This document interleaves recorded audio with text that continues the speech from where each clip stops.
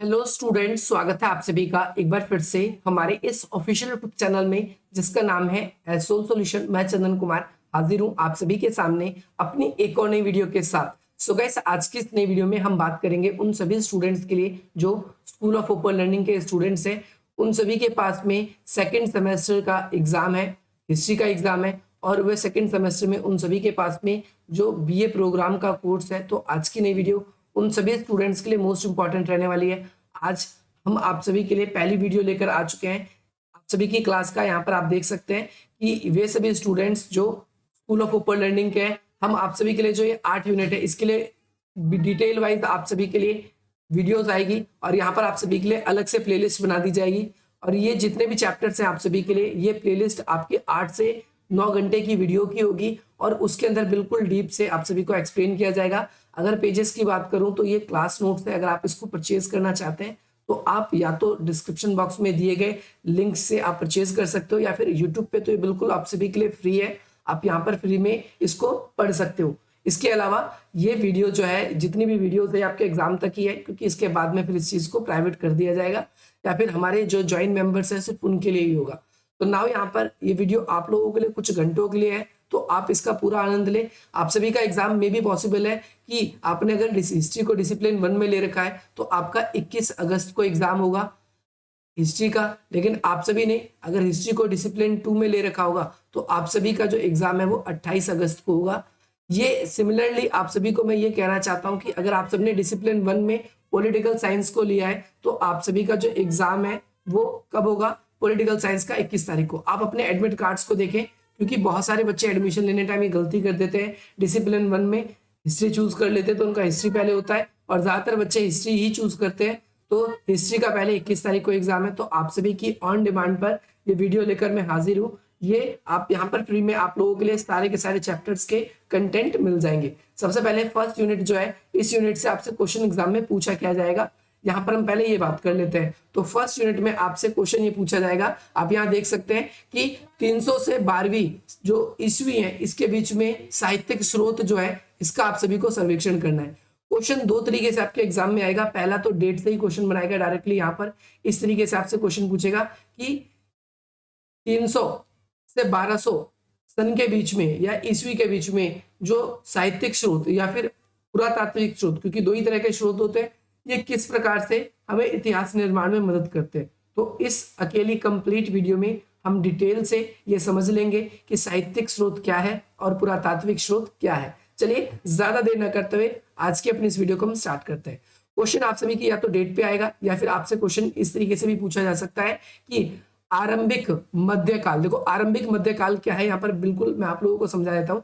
इतिहास को हम 3 वर्गों में विभाजित करते हैं। पहला जो है मध्यकाल, मध्यकाल से आप समझेंगे सन 711 से 1757, इस काल तक को हम क्या बोलते हैं, मध्यकाल कहते हैं। इससे ऊपर यानी सन 711 से पहले, इस काल से पहले का जो काल है वो प्राचीन भारत का कहलाता है, यानी सन 0 से भी पहले, जब हड़प्पा सभ्यता, आर्य वगैरह थे, तो उससे पहले, और इसके बाद में, इसके बाद आधुनिक काल कहलाता है। तो अगर हम देखें तो आपको पढ़ना कहाँ से, अपने आपको बुक भी दिखा दी गई है यहाँ पर, आप सभी को बुक के अंदर आप देखेंगे तो 300 से 1200 ईस्वी के बारे में ही पढ़ना है। तो ये आरंभिक मध्यकाल कहा जाता है। तो आपके पेपर में ये भी क्वेश्चन बन सकता है कि आरंभिक मध्यकाल किस प्रकार, आरंभिक मध्यकाल के कौन कौन से स्रोत हमें आरंभिक मध्यकाल के जो है इतिहास के पुनर्निर्माण में सहायता करते हैं। तो क्वेश्चन इन दो तरीके से बनेगा। तो चलिए ज्यादा देर न करते आज की अपनी इस वीडियो को हम स्टार्ट करते हैं।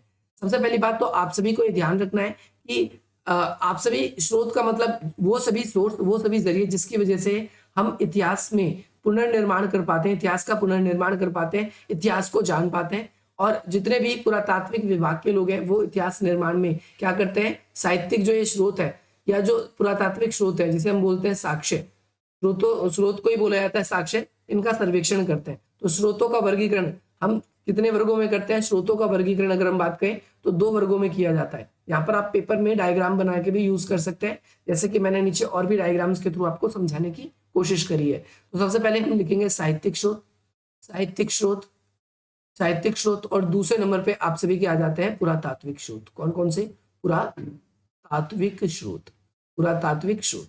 तो साहित्यिक स्रोत कौन कौन से स्रोत होते हैं, साहित्यिक स्रोत वो स्रोत होते हैं जो किसी देश की लिखित रूप में जो पुराने अवशेष होते हैं, जैसे इसके अंदर पुराने साहित्य देखते हैं, पुराने इतिहासकारों के द्वारा वर्णन, धार्मिक ग्रंथ, इसको भी हम कई पार्ट्स में डिवाइड करते हैं। जैसे एक होता है देशज साहित्य, देशज साहित्य साहित्य एक होता है विदेशी यात्री के वृत्तांत, विदेशी विदेशी ये जो डायग्राम बनाया जा रहा है तो आप इसको बनाना जरूर बनाना, आपको नंबर अच्छे मिलेंगे। विदेशी यात्रियों के वृत्तांत, ये बिल्कुल अच्छी तरीके से आप इसको करेंगे। और तीसरे नंबर पे हमारे लिए यहाँ पर आता है धार्मिक स्रोत, धार्मिक स्रोत, धार्मिक स्रोत। वैसे साहित्यिक स्रोतों को दो ही वर्गों में बांटा जाता है, एक धार्मिक और एक गैर धार्मिक। धार्मिक स्रोत वो स्रोत जो धर्म से रिलेटेड जानकारी, से भारत के अंदर हम बात करें तो वेद धार्मिक है, जैन बौद्ध के धार्मिक है, रामायण महाभारत की धार्मिक स्रोत है जो हमें इतिहास के पुनर्निर्माण में हेल्प करता है। और इसके अलावा जो हमारे देश के या तो हमारे देश के विद्वानों के द्वारा या फिर हमारे देश के जो भी विद्वान रहते प्राचीन काल के, उनके अब जो भी पुराने लिखी हुई डायरिया है, वृत्तांत है, वो इतिहास हमें पुनर्निर्माण में हेल्प करते हैं। अगला विदेशी यात्रियों के वृत्तांत, तो ये विदेशी यात्री अलग अलग शासन काल में हमारे देश में आए। जैसे फॉर एग्जाम्पल हम सन 1200 की बात करते हैं तो 11वीं शताब्दी में एक आया था जिसका नाम था, आप सभी को ध्यान रखना है, किताब उल हिंद। आपने क्लास 12th में भी पढ़ा होगा किताब उल हिंद। कौन आया था? तो यात्री का नाम है अल बिरूनी। अल बिरूनी ये यात्री था, ये आया था। तो इसके द्वारा जो बुक लिखी गई थी किताब उल हिंद, या फिर हम इसको एक और नाम अरबी भाषा में देते हैं तकात उल हिंद या ए हिंद।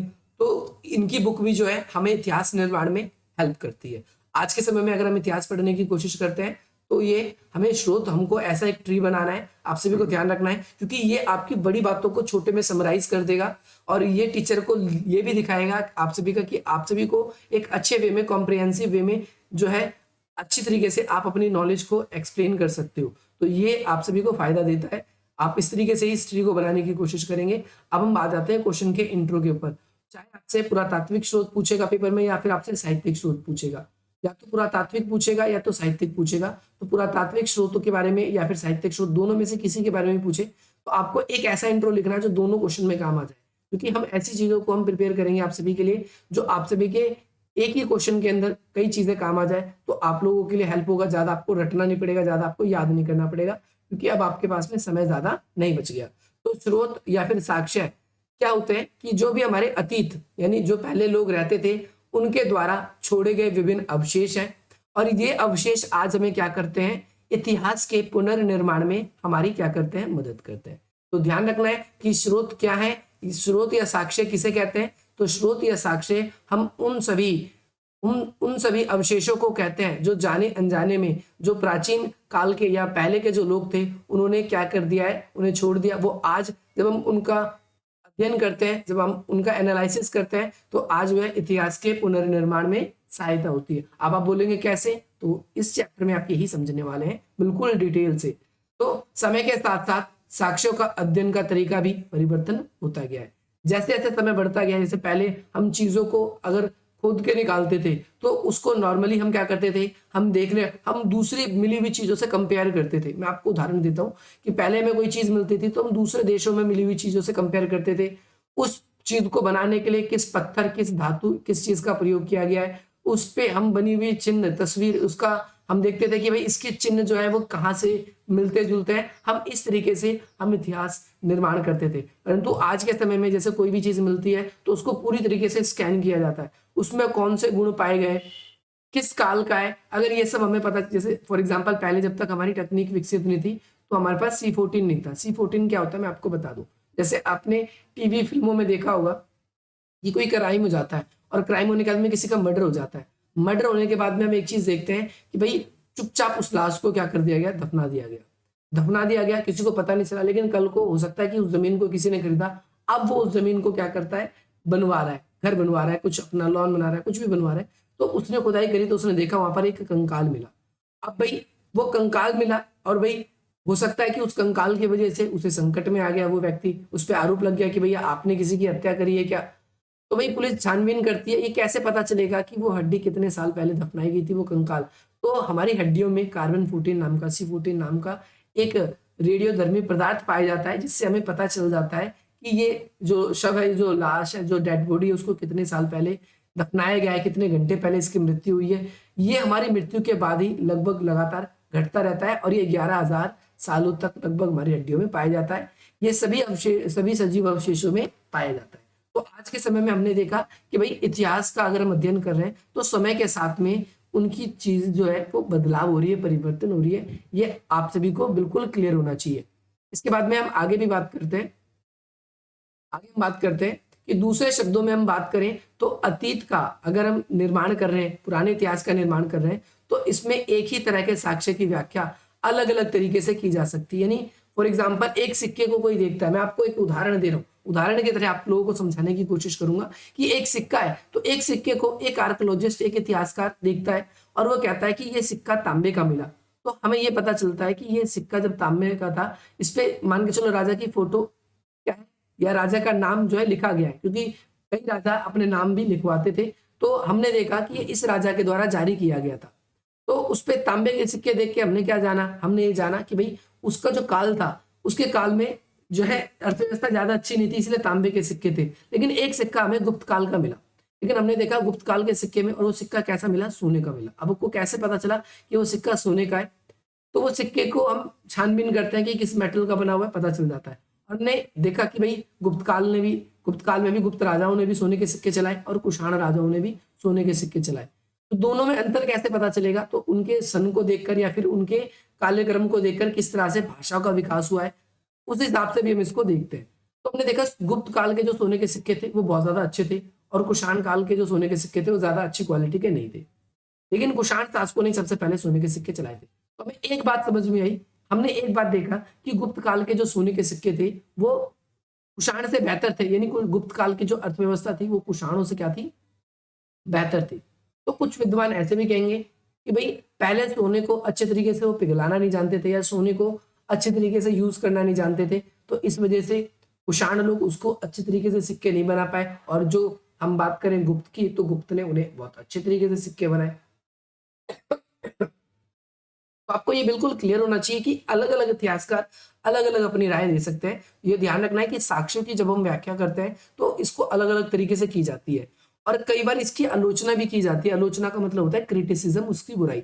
जब तक किसी भी एक स्रोत की आलोचना या बुराई नहीं की जाएगी, जब तक वो जो स्रोत है वो स्रोत पूरी तरीके से जो है अच्छा स्रोत नहीं माना जाएगा। इसके बाद हम बात करते हैं 19वीं शताब्दी में साहित्यिक स्रोत जो हमें लिटरेचर मिले थे, उन सभी के अनुवाद पे ज्यादा जोर दिया गया। आपने क्लास 12th के अंदर जेम्स प्रिंसेप के बारे में पढ़ा होगा। जेम्स प्रिंसेप, आप सभी ने जेम्स प्रिंसेप के बारे में ये भी पढ़ा था भाई, यही पहला अंग्रेजी अधिकारी था जिसने क्या किया था कि जो ब्राह्मणी और खरोष्टी लिपि के अर्थ निकाले थे। लेकिन मैं आपको बता दूं, अशोक के सिर्फ ये दो ही, आप क्योंकि अब आप अपनी बुक पढ़ोगे तो आपको पता चल जाएगा कि अशोक के सिर्फ दो ही अभिलेख, एक तो हिसार से मिला था, हिसार कहां पर है, तो हरियाणा में, और दूसरा एक हिसार से मिला था और दूसरा मेरठ से। मेरठ कहां पर है, तो उत्तर प्रदेश में, मेरठ। इस जगह पर दो अभिलेख मिले थे। उन दो अभिलेखों का जो शिलालेख था, अभिलेख था, या स्तंभ कह सकते हो आप, स्तंभ की तरह था वो, तो उसके अर्थ जेम्स प्रिंसेप ने सिर्फ दो ही निकाले थे। और इसके अलावा बहुत सारे अभिलेख ऐसे थे जो उसके नष्ट भी हो गए थे, जिनके अर्थ नहीं निकाले गए। हमने क्या देखा, हमने ये देखा कि भाई जो है 19वीं शताब्दी में क्या हुआ। 19वीं शताब्दी, अब आपको पता है सन 1850 के लगभग में अर्थ निकाले थे। तो 1850 के लगभग में जब ये अर्थ निकाले, तो ये जो अर्थ निकाले गए थे जेम्स प्रिंसेप के द्वारा, मैं आपको ये बिल्कुल डिटेल से इसके बारे में बताऊंगा। तो ये 19वीं शताब्दी था। और दूसरी बात, जेम्स प्रिंसेप ने इसके अर्थ कैसे निकाले थे, जो ये अलग अलग जगहों पर जो ये दो अभिलेख भी मिले, तो एक राजा थे 14वीं शताब्दी के, कौन सी शताब्दी के, 14वीं शताब्दी के, जिनका नाम था मोहम्मद तुगलक। सनकी भी कहा जाता है इतिहास में इनको, मोहम्मद तुगलक। इन्होंने इन दोनों के दोनों अभिलेखों को दिल्ली में मंगाया था। और ये दोनों के दोनों अभिलेख कहाँ पर थे, दिल्ली के जो कुतुब मीनार है उसके पास में ही थे। ये आप बिल्कुल डिटेल से अपनी बुक में पढ़ सकते हो। ये आपको या तो इसमें मिल जाएगा, या फिर रामचरण शर्मा की जो आपकी बुक है, जो इंटरनेट पे आपको थोड़ी सी मशक्कत करने के बाद में मिल जाएगी, उसमें आप ये देख सकते हो। या फिर कभी अपने, अगर आपका कोई भी मित्र आईएएस वगैरह की तैयारी कर रहा है तो आप उनसे पूछेंगे तो वो इस चीज़ का आपको बिल्कुल जिस तरीके से मैंने आपको वर्णन किया है वो आपको बिल्कुल वर्णन कर देगा।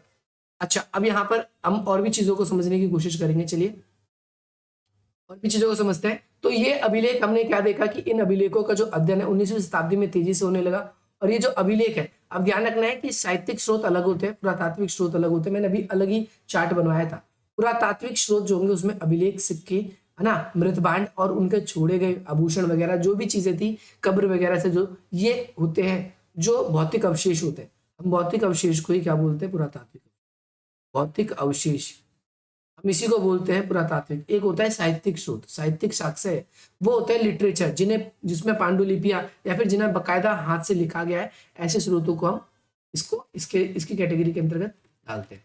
आप सभी को ये याद रखना है।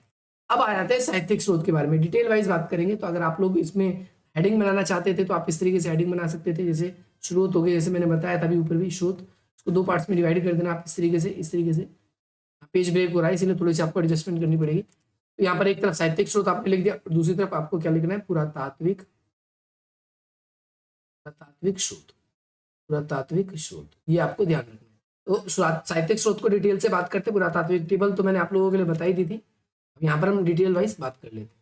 साहित्यिक साक्ष्य क्या है? तो साहित्यिक साक्ष्य में इतिहास के बारे में काफी अधिक जानकारी देते हैं, क्योंकि ये रिटर्न में, रिटर्न का मतलब है कि उस समय जैसे रामायण, महाभारत, वेद, पुराण, है ना, ये सारी चीज रिटर्न में, तो रिटर्न में जो चीज पढ़ी हमने वो हमें ज्यादा जानकारी देती है। और दूसरी बात, अगर अभी हमने बात करी थी, जो पुरातात्विक स्रोत होते हैं उसके अंदर सिक्के, इसके अलावा हम देखें तो अभिलेख ये सब मिलते हैं। अब सिक्कों पे देखो, हो सकता है कि राजा ने अपने पिता की फोटो छपवा रखी हो गई, तो हम सोच लेते हैं ऐसा कि नहीं भाई, राजा ने अपनी प्रतिमा छपा रखी है और राजा उस समय कब होगा, ऐसा नहीं हो सकता है।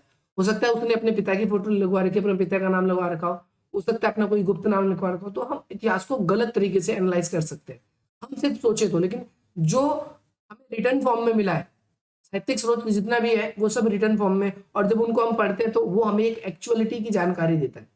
तो भाई, क्योंकि उन सभी घटनाओं को विस्तृत विषय के रूप में वर्णन किया होता है और उनको ही हम साहित्यिक स्रोत की कैटेगरी में डालते हैं। अभी साहित्यिक स्रोत क्या है? कालक्रम, लिपि, लेखक किसने लिखा है, इन सभी से जुड़ी हुई बहुत सारी इसमें भी समस्या होती है। जैसे अब कोई हम देखे महाभारत, रामायण, तो उसके अंदर तो कालक्रम लिखा हुआ है, लेकिन कई साहित्यिक स्रोत ऐसे हैं जिसके अंदर हम कई बार समझ नहीं पाते कि कौन से पहले लिखे गए, किस लेखक ने लिखे। क्योंकि मेन पर्पज राजा अपना नाम लिखवाता था, कोई भी एक नई रचना हुई तो राजा अपना नाम लिखवाता था कि भाई इसने रचना करवाई, ना कि लेखक के द्वारा। तो इसीलिए ये थोड़ी सी प्रॉब्लम वाली बात होती थी।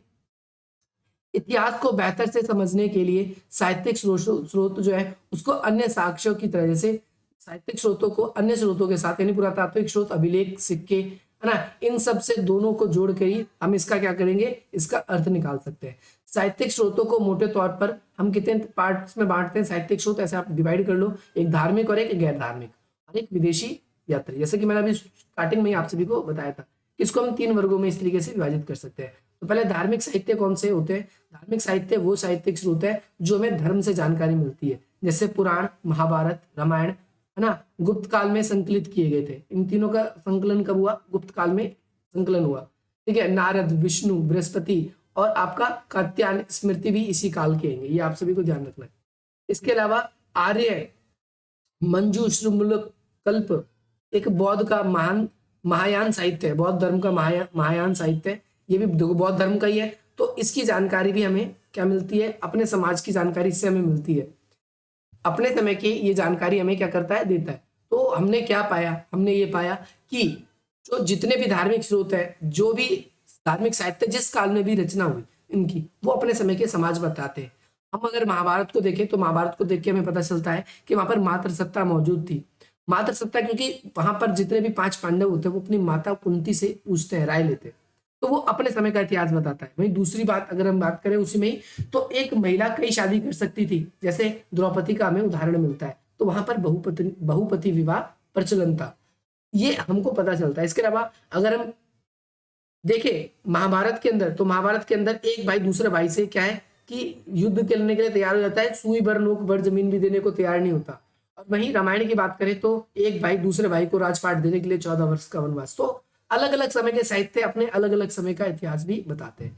इसी अवधि में गुप्त काल में ध्यान रखना है, याज्ञवल्क्य, है ना, नारद, कात्यायन, बृहस्पति स्मृति जैसे धर्म साहित्यों की भी रचना हुई, जैसा कि अभी हमने ऊपर भी बात करी है। इसके अलावा ब्राह्मण सूत्र, योग सूत्र और न्याय सूत्र ऐसे खंडों को भी जोड़ा गया। गुप्त की शताब्दी में साहित्य और दर्शन, भाषा, ज्ञान, इन सभी का बहुत ज्यादा रचनाएं हुई गुप्त काल के अंदर, इसलिए उसे साहित्य का काल भी कहा जाता है। कहानी संग्रह इस काल में हुई, बहुत सारे महाकाव्य लिखे गए, तो कुछ पुराण भी लिखे गए, ये आप सभी को ध्यान रखना है। अब भागवत पुराण की बात करें तो भागवत पुराण कब लिखी गई? 10वीं शताब्दी में लिखी गई। और हम बात करें जो हमारे ब्रह्मवर्ती पुराण है वो 10वीं से 16वीं शताब्दी में लिखी गई। इसके अलावा जो है कलिका पुराण जो है 10वीं से 11वीं शताब्दी में लिखे गए। तो ये आपको कुछ ही कुछ लिखने, ज्यादा याद नहीं करने, इसमें से कुछ कुछ लिखने। इसके अलावा कुछ पुराण इसी काल में लिखे गए तथा कुछ व्रत है ना, जो उपवास है, महिलाओं से संबंधित अनेक विधियां पुराणों में जोड़ी गई थी, इसी काल में जोड़ी गई थी कि भाई महिलाएं, पहले आप सभी को पता है सिर्फ पुरुषों को ही पूजा करने का अधिकार था, महिलाओं को भी नहीं था। महिलाओं को भी मंदिरों में जाने का अधिकार नहीं था, सिर्फ पुरुषों को था। लेकिन धीरे धीरे इसमें संशोधन हुआ, महिलाओं को भी व्रत करने का, पूजा करने का, इन सब का अधिकार मिलना शुरू हुआ। और पूर्व भारत में अगर हम देखें तो अप पुराण लोकप्रिय मान्यता बनती गई। इसमें कई सारे रीति रिवाज या फिर त्योहार को किस तरीके से माना जाएगा, इसके अंदर कई सारे परिवर्तन किए गए, ये आप सभी को ध्यान रखना है। अब आपको ध्यान रखना है मनुस्मृति के बारे में, ये एक इंपॉर्टेंट है, इसके बारे में आप लिखोगे। मनुस्मृति पर प्रमुख टिप्पणियों में अगर हम देखें तो मनुस्मृति कब लिखी गई? 9वीं शताब्दी में, ठीक है। इसके अलावा जो गोविंद राज है 11वीं शताब्दी में लिखा गया, कुल्लुक है 12वीं शताब्दी में लिखा गया। ये कई साहित्यिक रचनाएं हैं जो अपने समय के इतिहास बताते हैं इन शताब्दी के, है ना। विज्ञानेश्वर जो है 11वीं और 12वीं शताब्दी में लिखे गए, 11वीं और 12वीं शताब्दी का इतिहास है ये, तो विज्ञानेश्वर को पढ़ लेते हैं, है ना। अपरक जो है इसके बारे में हमें 12वीं शताब्दी का जगवल्लभ के स्मृति की टिकाएं भी है।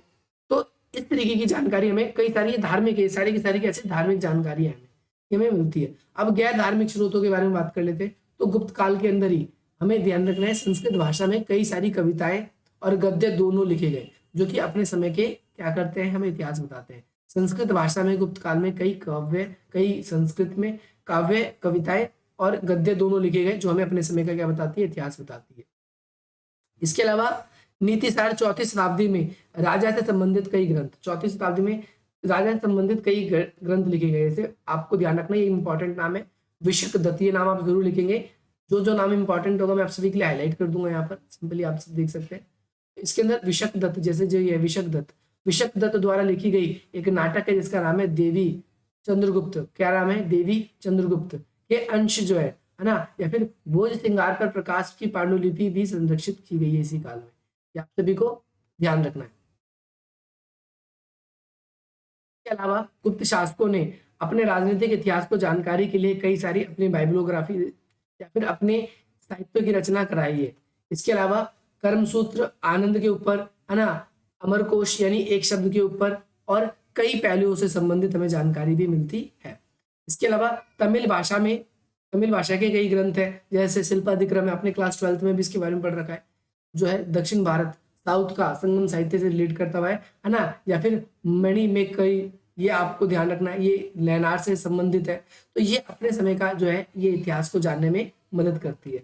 गैर धार्मिक स्रोत में अब हम बात करेंगे राजा के जो दरबारी कवि है उन सब के बारे में, दरबारी कवियों के बारे में। तो कालिदास थे, इन्होंने एक बुक लिखी थी अभिज्ञान शकुंतलम, ये दुनिया का सबसे बड़े कवियों में से एक है कालिदास। इनकी ये जो अभिज्ञान शकुंतलम है सबसे बड़ी कवि की रचना मानी जाती है। कवि जो कालिदास है वो महाकवि भी कहे जाते हैं।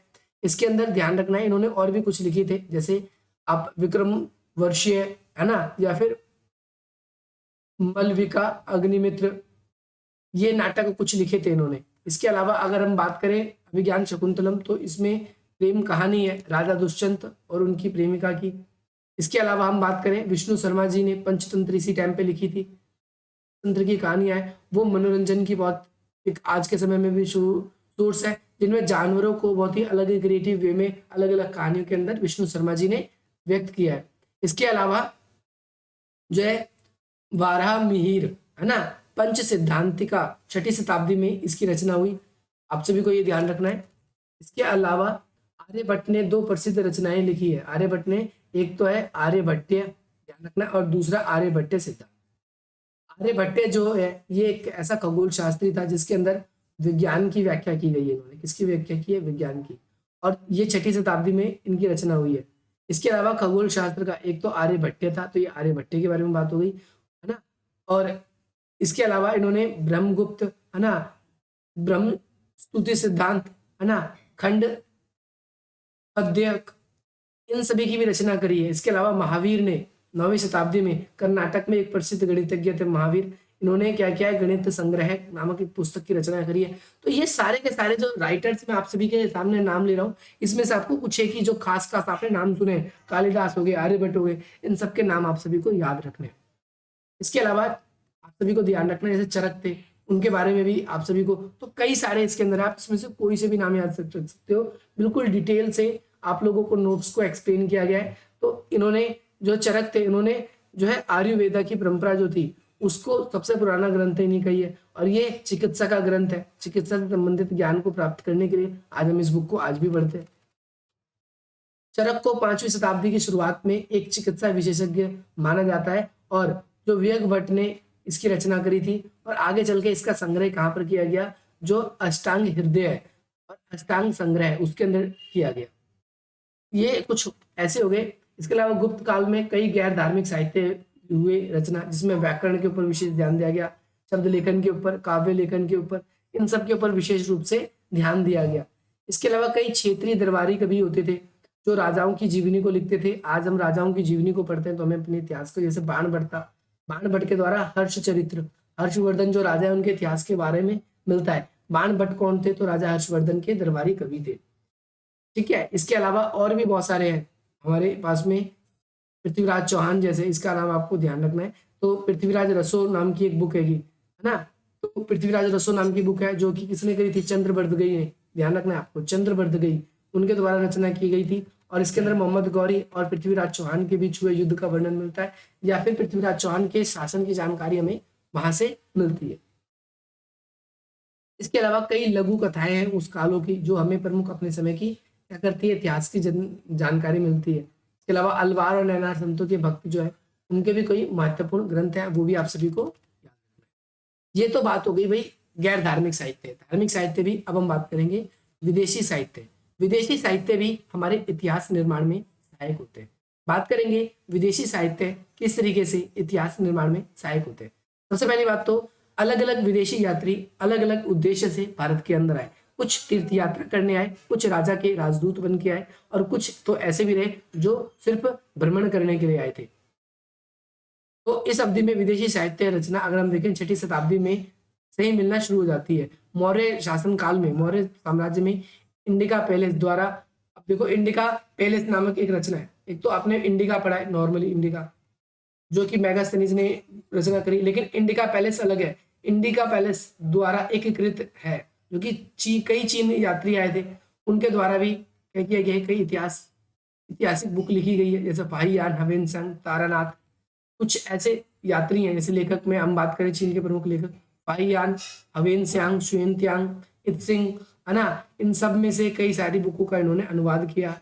और भारत के, अब जब भारत के इतिहास जब यहाँ पर आए थे तो इन्होंने भारत में जो कुछ भी देखा उन्होंने अपनी बुक, अपनी पुस्तक जो थी, उन पुस्तक के अंदर उन बुकों का उस समय के समाज का उन्होंने वर्णन किया है।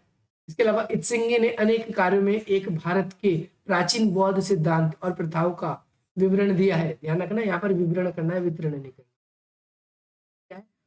इसके अलावा 56 चीनी जो यात्री थे वो आए थे, उन्होंने अपना पूरा जीवन लगभग यहाँ पर बिता दिया, और उन्होंने जो कुछ भी यहाँ पर देखा तो उन्होंने यहाँ पर से जाते टाइम, अपने देश लौटते टाइम अपनी बुक के अंदर रचना साथी के साथ करी थी। और आज उनकी हम रचनाओं को पढ़ते हैं तो हमें क्या करते हैं, हमें उनके समय की जानकारी को मिलती है। इसके अलावा जो अरबी जो लेखक है, इनके भी कई सारे आप लोगों को नाम याद रखने, और इनके यात्रा के वृत्तांत भी बहुत ज्यादा इंपॉर्टेंट है।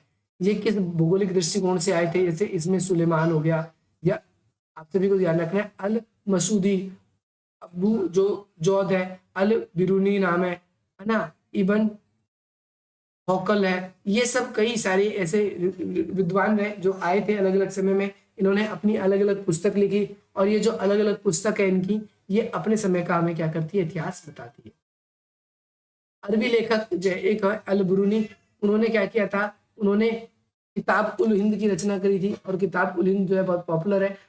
ये बुक हमें 11वीं शताब्दी का भारतीय इतिहास को समझने में काफी हद तक हेल्प करती है।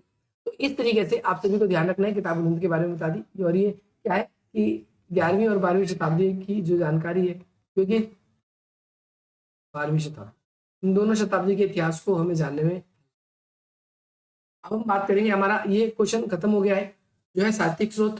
पूरी तरीके से इस साहित्यिक स्रोत के अंदर हमने डिटेल से डिस्कस कर लिया कि भाई धार्मिक स्रोत कौन से, धार्मिक और गैर धार्मिक कौन से स्रोत है। इसके अलावा हमने ये भी जान लिया कि विदेशी यात्री के जो वृत्तांत है वो भारतीय इतिहास को कैसे हेल्प करते हैं बनाने में। अब हम बात करेंगे साहित्य पुरातात्विक स्रोत के बारे में। तो भाई पुरातात्विक जो स्रोत है इसके अंदर कई सारी चीजें आती है। इसमें जैसे शिलालेख आते हैं, इसमें सिक्के आते हैं, इसमें मोहर आते हैं, इसमें मृतभांड आते हैं, इसमें मनके आते हैं, मूर्ति कला आती है और कई सारे अवशेष इसके अंदर आते हैं। और ये सारे के सारे अवशेष क्या करते हैं, हमें इतिहास निर्माण करने में हेल्प करते हैं, हमें इतिहास निर्माण करने में हेल्प करते हैं। बात करेंगे सबसे पहले अभिलेखों की बात करेंगे, क्योंकि अभिलेख रिटन फॉर्म में है। अभिलेखों को मुख्य रूप से पत्थरों पर, शिलालेखों पर, ताम्रपात्रों पर, भोजपात्रों पर, इन सभी पर उत्कीर्ण किया जाता था। और इन अभिलेखों को अगर हम देखें तो ज्यादातर अभिलेख जो है राजाओं के द्वारा, ज्यादातर राजाओं के द्वारा। इसके अलावा अभिलेख जो राजाओं के द्वारा जारी किए जाते थे उन्हें शाही अभिलेख, कुछ होते थे जो सामान्य लोग खुद ही, सामान्य लोग या फिर हम कह सकते हैं व्यापारियों के द्वारा भी जारी किए जाते थे। उन्हें बोला जाता था कौन सा, निजी अभिलेख। तो शाही अभिलेख कौन से, जो राजाओं के द्वारा जारी किए जाते थे। और निजी अभिलेख कौन से होते हैं, तो निजी अभिलेख वो अभिलेख होते हैं जो कि सामान्य व्यापारियों के द्वारा, समृद्ध लोगों के द्वारा अपनी पहचान के लिए, अपने व्यापारिक व्यवस्था को, सामाजिक व्यवस्था को चलाए रखने के लिए निजी अभिलेख जारी करते थे। शाही अभिलेख जो है राजा के या प्रशासनिक अधिकारियों के द्वारा जारी किए जाते थे। इसमें ज्यादातर प्रशासनिक आदेश लिखे होते थे। अलग अलग क्षेत्रों से अलग अलग प्रकार के अभिलेख प्राप्त हुए हमें, जो कि हमें अपने समय का इतिहास बताने में काफी हेल्प करते हैं। ये अपने समय का हमें इतिहास बताते हैं और अपने समय की राजनीतिक, आर्थिक, सामाजिक जानकारियां भी प्रदान करते हैं। अभिलेख की भाषाओं की बात करें तो भाई गुप्त काल में अभिलेख मुख्य रूप से संस्कृत भाषा में थे, परंतु आगे चलकर इन अभिलेखों को स्थानीय भाषाओं में भी रचना किया गया। पल्लव वंश की बात करें तो भाई पल्लव वंश के शासनकाल के दौरान अभिलेखों की दक्षिण भारत में मुख्य भाषा कौन सी बन गई थी, तमिल बन गई थी। पल्लवों के टाइम पे कौन सी, गुप्त के टाइम पे कौन सी, तो ध्यान रखना है गुप्त के टाइम पे संस्कृत थी, पल्लव के टाइम पे साउथ में क्या बन गई थी, तमिल बन गई थी। और इसके अलावा दक्षिण भारत में कई मंदिर कन्नड़ भाषा में भी, कई मंदिरों से हमें कन्नड़ भाषा में भी अभिलेख प्राप्त हुए। कन्नड़ भाषा ध्यान रखना है, ये द्रविड़ भाषा परिवार के अंदर ही आता है। इसके अलावा चोल साम्राज्य, तो चोल के राजाओं ने अभिलेख में तेलुगु भाषा का उपयोग किया। तो अब तक देख रहे हो आप, एक गुप्त की बात हुई है, दूसरे नंबर पे अगर हम बात करें गुप्त के बाद में किसकी बात हुई है, तो पल्लव की बात हुई है। पल्लव की कौन सी भाषा थी, तमिल। गुप्त की कौन सी थी, संस्कृत। और चोल की कौन सी थी, तो तेलुगु भाषा का उपयोग हुआ है इनके अभिलेखों में। और ये 11वीं शताब्दी के इतिहास निर्माण करने में हमारी काफी हद तक क्या करते हैं, हेल्प करते हैं। इसके अलावा अभिलेख जो है कई बार अलग अलग कारणों की वजह से जारी किए जाते थे। एक तो आपने पढ़ लिया कि व्यापारी कई बार अपनी व्यापारिक सुविधा के लिए अभिलेखों को जारी करते थे। इसके अलावा कई बार राजा शाही आदेशों को जारी करने के लिए भी अभिलेखों का यूज करता था। लेकिन कई बार राजा जो है भूमि दान, जब कौन सी भूमि किस भूमि को दान, कौन से ब्राह्मणों को दान की गई, उसके लिए भी हम अभिलेखों का प्रयोग करते थे। एक आपको ध्यान रखना है, अग्रहार। अग्रहार एक ऐसा शब्द है जो कि क्लास 12th में भी आपने पढ़ा है कि भाई गुप्त काल के अंदर जो है भूमि दान अगर किसी राजा को दे दिया जाता था या किसी छोटे व्यक्ति को दे दिया जाता था तो ये उसका साक्ष्य ही था, अग्रहार। ये आपको ध्यान रखना है। और अग्रहार से पता चलता है कि कौन सी भूमि किस राजा द्वारा ब्राह्मणों को दी गई है, इससे हमें पता चलता था। और इसका एक नकारात्मक पक्ष भी था कि जिन क्षेत्रों को अगर आपने किसी को दे दिया तो उन क्षेत्रों से आप सभी को जो टैक्स व्यवस्था है, जो कर है, वो आपको नहीं मिलता था। तो अभिलेख के बारे में आई होप आपको ये भी क्लियर हो गया होगा। हम बात करेंगे सिक्कों के बारे में। तो सिक्के हमें इतिहास निर्माण करने में बहुत ज्यादा हेल्प करते हैं। और सिक्कों को ही हम क्या बोलते हैं, न्यूमिज्माटिक्स बोला जाता है। और आधुनिक समय में मुद्रा का प्रयोग अलग अलग दैनिक कार्यों के लिए किया जाता है। जैसे हम विनिमय व्यवस्था के लिए, कोई सामान लेने के लिए और देने के लिए, और कई बारी हम सामान लेने देने के लिए नहीं, बल्कि हम कई बारी सिक्कों का उपयोग जो है अपनी पहचान या अपने देश की सीमाओं को दर्शाने के लिए भी करते हैं। प्राचीन और मध्य युग में सिक्के के उपयोग में थोड़ी सी परिवर्तन आया, जो प्राचीन युग था उसमें ज़्यादातर सोने के सिक्के या फिर ऐसे सिक्के चलाए जाते थे जो दूसरे देश के समकालीन लोग भी चलाते थे। लेकिन आज के समय में जो सिक्के हैं वो किस तरीके के सिक्के हैं, वो वेस्टर्न सिक्के हैं ज़्यादातर, और उन सिक्कों पर ज़रूरी नहीं कि पहले के हिसाब से इतनी जानकारी भी हमें प्राप्त हो। इसके अलावा आगे चल के बात करेंगे सातवाहन के बारे में। सातवाहन शासकों ने 3री से 4वीं शताब्दी के लगभग में शीशे के सिक्के चलाए, और शीशे के सिक्के चलाने का मतलब यही था कि इनकी जो अर्थव्यवस्था थी बहुत नीचे चली गई थी। इसके अलावा गुप्त राजाओं ने सोने के सिक्के चलाए। इससे ये पता चलता है कि गुप्त राजा जो थे वो अधिक जो थे पैसे वाले थे। ये आप सभी को याद रखना है। इसके अलावा जितनी भी दिनार होती थी, दिनार का मतलब करेंसी से, उन्हें सिक्कों के रूप में जाना जाता था। भारत में भी वो पाया जाता था टैक्सेशन सिस्टम। समुद्री और गुप्त कुमार प्रथम शताब्दी में जो है सिक्कों को जारी किया गया। अब ध्यान रखना है कि गुप्त साम्राज्य में कुमार गुप्त द्वारा, कौन सा एक राजा का नाम है किसके द्वारा, कुमार गुप्त के द्वारा क्या किया गया, सिक्कों को जारी किया गया था। इसको जारी किया गया था, सिक्कों को जारी किया गया था। समुद्रगुप्त को सिक्कों के ऊपर वीणा बजाते हुए दर्शाया गया। तो ये भी पेपर में आया क्वेश्चन की कई बार, ऐसा कौन सा विद्वान है जिसे पहली बार म्यूजिकल इंस्ट्रूमेंट बजाते हुए देखा गया, तो समुद्रगुप्त ही था। और क्या बजाता था, वीणा बजाता था। वीणा क्या होती है तो आपको ध्यान रखना है, जो सरस्वती माँ के हाथ में होती है उसे वीणा ही कहते हैं। और साथ ही साथ गुप्त शासकों सिक्कों के पीछे अपनी धार्मिक प्रतिमाएं या धार्मिक चिन्ह भी लगाते थे, जो कि धार्मिक व्यवस्था को क्या करते थे, दर्शाते थे कि उस समय की जो धार्मिक व्यवस्था थी वो कुछ किस प्रकार की थी। इसके अलावा स्कंदगुप्त के शासन के बाद में सोने के सिक्के की में गिरावट आई, और गुप्त काल ने आगे चल के चांदी के सिक्के पर आ गई, यानी चांदी के सिक्के वो क्या करने लगी, इंट्रोड्यूस करने लगी। परंतु तांबे के सिक्के की संख्या बहुत ही कम थी। तांबे के सिक्के की जो संख्या थी वो लिमिटेड जगह पर ही होती थी। लिमिटेड जगह का मतलब ये है कि राजा इसे आपको कुछ खरीदने के लिए नहीं, बल्कि आपके पास पैसा है सिर्फ इस बात को जानने के लिए राजा ऐसे सिक्के दिया करते थे। इसके अलावा सिक्के कभी कभी केवल राजाओं के नहीं बल्कि उनके जीवन के पूरे वृत्तांत का हेल्प करते थे। ठीक है, तो पूरे के पूरे जीवन का वृत्तांत का हेल्प करने लग जाते कई सारे हमारे सिक्के। इसके अलावा गुप्त राजाओं में चंद्रगुप्त प्रथम ने जो लिच्छवी की जो महारानी थी, राजकुमारी थी, उनसे विवाह किया था। और लिच्छवी की जो महारानी से जब विवाह किया तो समुद्रगुप्त ने और कुमारगुप्त प्रथम ने अश्वमेध यज्ञ करवाया। ध्यान रखना है, अश्वमेध यज्ञ किसने करवाया, चंद्रगुप्त और कुमारगुप्त। यह यज्ञ का विवरण भी हमें सिक्कों से ही प्राप्त हुआ है। जैसे अभी आपने देखा होगा, अभी आज़ादी का 75वां महोत्सव बनाया गया है, इसमें हमने 10 रुपये का सिक्का भी मार्केट में आ चुका है, 20 रुपये का भी आ चुका है, और उस पर आज़ादी का 75वां महोत्सव छपा हुआ है। तो होपफुली आप सभी को ये क्लियर होना चाहिए कि हमने वो सिक्का कब छापा। और समुद्रगुप्त जो था वो तीरंदाजी में और कुल्हाड़ीबाजी में दृढ़ थे, वो किसी से डरते नहीं थे। इसके अलावा सिक्के जो है हमें कई प्रकार की जानकारियां देते हैं। मैंने आप लोगों को बता दिया, सिक्के हमें राजवंशों की जानकारी देते हैं। सिक्के हमें राजवंशों की जानकारी कैसे देते हैं कि कौन सा राजवंश किससे संबंधित है, आपको ये ध्यान रखना है। सिक्कों के पीछे भी हमने पढ़ा था कि राजा अपनी कई बार फोटो छपवाया करता था, और राजा जब अपनी फोटो छपवाते थे तो कई कई हद तक जो था वो हमें ये पहचानना आसान हो जाता था कि इस जगह से कौन राजा राज करता था।